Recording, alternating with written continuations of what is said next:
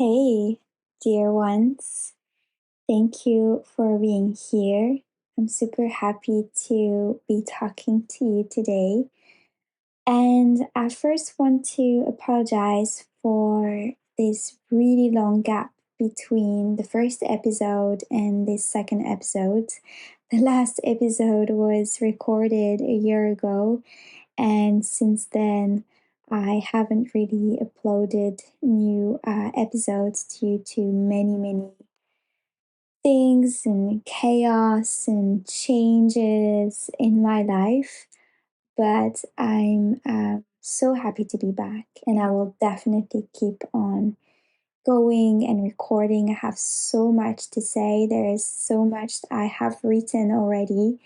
So, thank you so much for your patience. Thank you for being here. And I hope that you will enjoy this new episode. So, just to reintroduce myself a little bit, my name is Luna. Well, how can I really define myself? I don't know. I guess this is really relating to the podcast episode, The Indecisive Brain, just because I don't really know how to define myself. I'm a yoga teacher. I also host retreats, organize different mindful events. I live consciously, I teach consciously, I love to write. I have an online studio. There's a lot going on. So that's basically what I am right now. Um, and we'll see later how I can define myself. The indecisive brain. So, to be completely transparent with you, this is the second time that I record this episode. And the reason is, um, because I was not happy with the first version.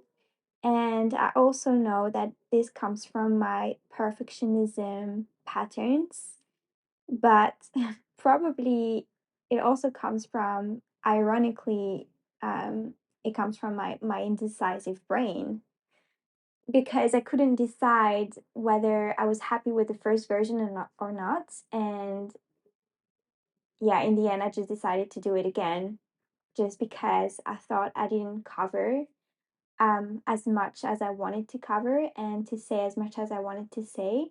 And yeah, overall, I was just not happy. It was completely unorganized and all over the place. And I thought, you know what? I just want to do it again intuitively. I don't want to look at my notes too much. So that's what's happening right now. I'm just really talking as if you were all in front of me, very intuitively and genuinely.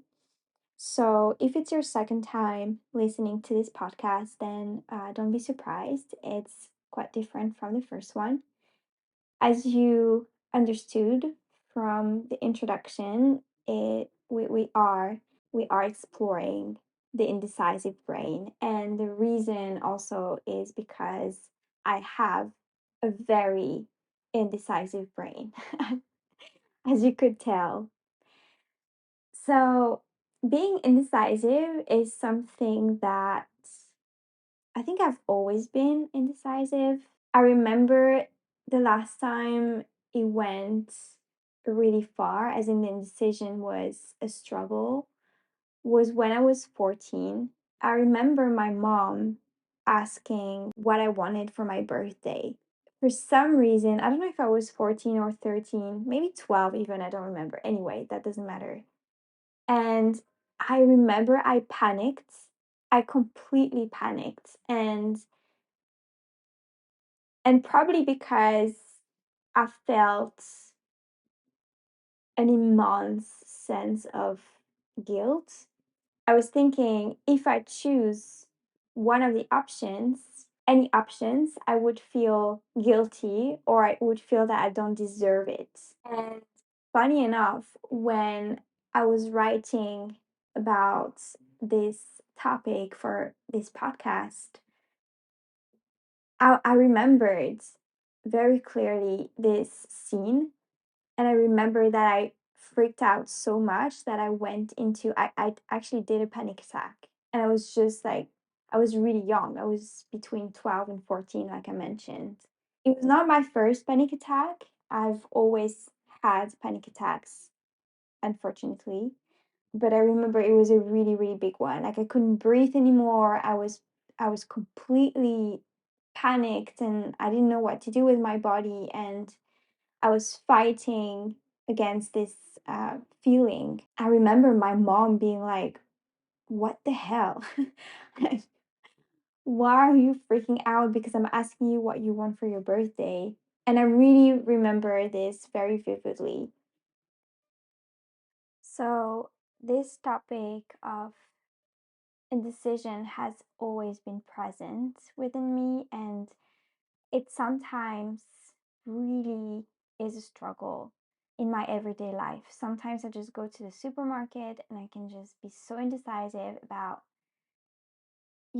two types of pasta or two types of, I don't know, two different or two types of biscuits or whatever it is. And I sometimes think it's ridiculous. Like I really want to kind of shake myself and be like, oh, why are you like this? Why are you so indecisive?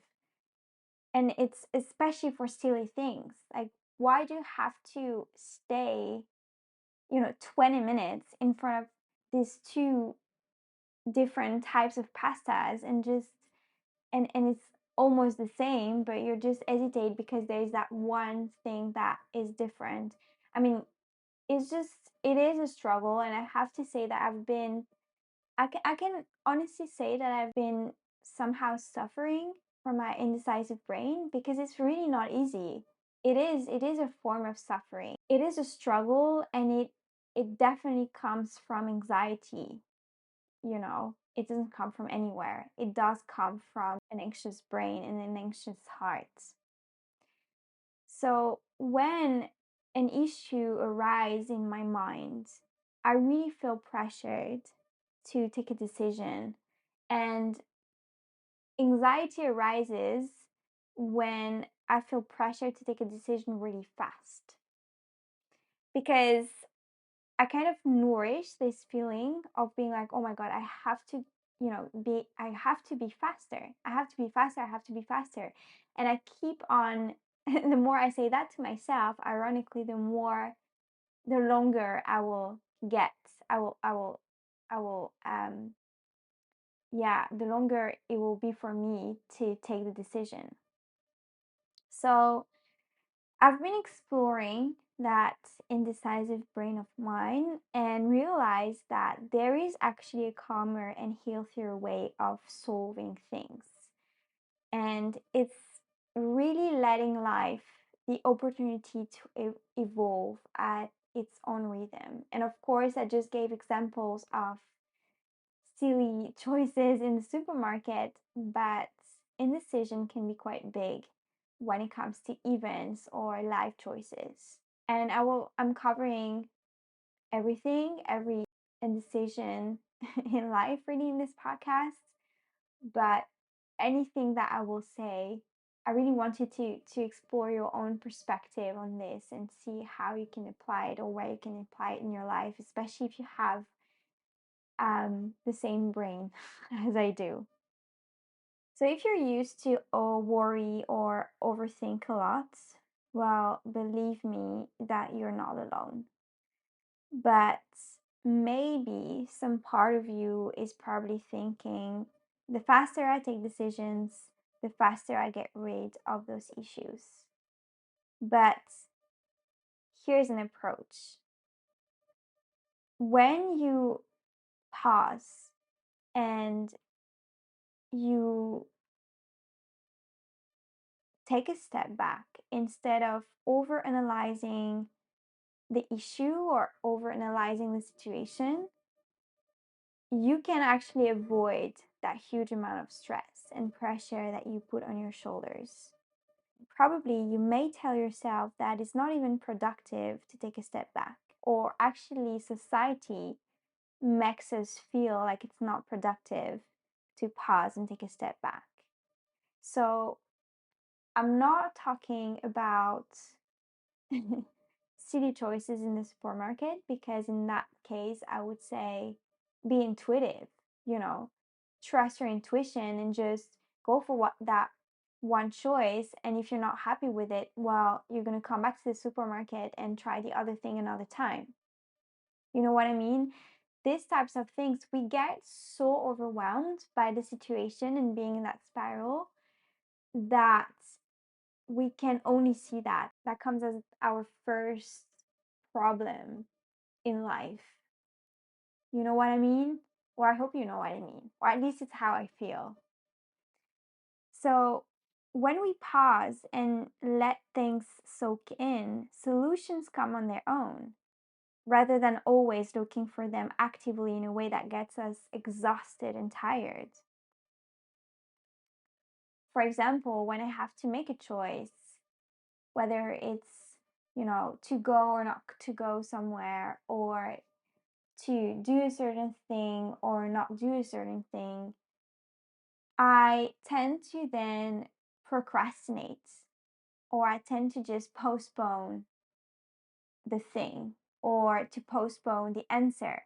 For example, if I have to answer to a friend, I would then really wait until the last minute to to answer and to express my decision. And that's really unhealthy, actually, and not really respectful for the person in front of us, or for the person that is texting us, or whoever is inviting us, sorry, to this event, or whatever it is. And it's not even respectful towards myself, because then what I do is just losing time, and I'm not using my time and my energy in a proper way. I'm using my energy in a way that exhausts me, just because I can't decide on one thing. So, truth is, most of our life is ruled by non controllable forces.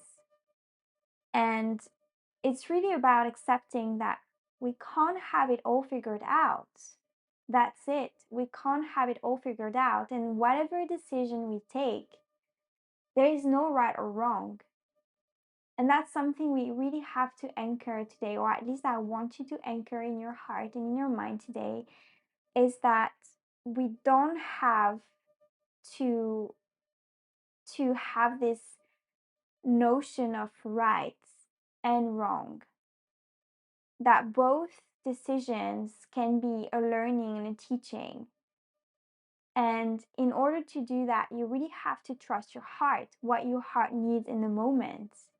And if there is a feeling of regret, or a feeling of, or an uncomfortable feeling, that's okay too. Welcome it.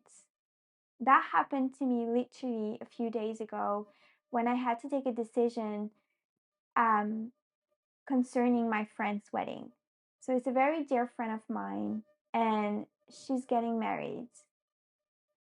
And I was in France. I was supposed to go there. I was supposed to, um, I said to her that I would go, and then I had to take a last minute decision, because my body was resisting, and my body was saying, you need rest, and right now we cannot go, you cannot hold the space, you cannot feel overwhelmed anymore, because so many things happened the last weeks, and it has been a roller coaster, and emotionally I really couldn't be there. Like, of course I would have loved to be there, but I had to make a decision that was serving my well-being. And at first I felt so selfish for even having to take a decision whether to go or not to go. And in the end, I had to really trust what my heart was saying, what my body was needing, instead of always trying to please others. And that's what I've been doing for the past months, if not the past years, to be really honest. So when we make a decision, our brain is faced with um, choices. And these choices is like being at a crossroads, and we have on one side an emotional choice, and on the other side, a choice of reason. And actually, the emotional system ensures our survival. So, when we trust our emotions, aka our intuition, it allows us to, that's what allows us to live. That's what allows us to achieve and to accomplish in life. But it's also acknowledging that we have the right to make mistakes when it comes to decisions. So, going back to that right or wrong, is that it's okay to sometimes make the wrong choice. Because even though even though it's a wrong choice, we get to explore that feeling, and we get to get a learning. We get to get we get to get a learning from that feeling. We learn that emotional side is teaching us. And so the impossibility of making decisions is the result of an emotional blockage. Duh, obviously, right? And so the blockage comes from the fear of making decisions itself. And that fear often comes from other fears, such as the fear of the unknown, which is a huge source of anxiety, the fear of making mistakes, the fear of failure, the fear of not being up to the task, of being ridiculous, the fear of losing control, the fear of rejection. And actually, the fear of rejection is huge. It's huge for me. And that happened just 2 days ago with my friend as well, and the choices that I had to make. Is that I was scared that um yeah, it would hurt my friends. And sometimes I find myself making decisions not to hurt others. It's really decision making based on the wishes of others rather than our own wishes, which is really tricky. And so today I wanted to talk about the fear of the unknown. And I want you to know that it's part of the human experience to feel fear and to be scared of what we don't know. Because we were conditioned to cultivate what we know by following standards and rules and patterns built by society. So we tend to think that there is just yes or no, or A or B when it comes to taking decisions. But there can be a C or third way. The unknown opens doors to new possibilities. It's crazy how frightened I can be when I do not know. I feel fear before anything happens. And that's a habit due to my environment, education, my wounds, etc. But how can we feel anything about something that hasn't happened yet? That's crazy, isn't it? It's just our brain creating certain expectations and different scenarios. So it's all about taking the time. One of the secrets to no longer feeling constrained to resolve problems or make decisions is to learn to accept the fact that we don't always have the answer. It is essential to understand that many things in life, both physical and mental, are a source of discomfort. And when we resist unpleasant emotions, whether we try to ignore them or repress them by seeking an instant solution, we find ourselves at the mercy of these emotions. So, start by taking the time to fully feel the discomfort, observing the emotion. And once you notice it, you can choose what happens next. It's by welcoming the emotion that you will eventually succeed in letting go or moving on. I don't know about you, but whenever stress comes up, I feel a blockage in my throat and pain in my belly. And I learned to react immediately because I was forced to in so many ways. You know, my parents telling me to express my worries right away when I was a kid, or when an argument happens with a loved one, and when we both get in that fiery overwhelm spiral. I'm actually more the type to be completely alone when I'm arguing with someone because I really need space and time to reflect on the situation. But society usually sees this as non efficient or unproductive. And that's exactly what I was talking about earlier. When I'm this in the supermarket, I just feel pressured because sometimes I just feel like I'm this I'm just the only one in the supermarket. Um yeah, having to just hesitating between two silly things, and that I feel pressured because I really don't have time to do this, but I'm still there. And anyway, a huge amount of anxiety just because I was conditioned to rush. So one of the secrets to really feel more relaxed when we're facing difficult emotions is to focus on the present moment. But what's new, right? Easier said than done, I know. When we're faced with a problem that cannot be immediately solved, try to focus on what happens here and now, as in the emotions that arise in the moment, how the body feels, and what the body signals.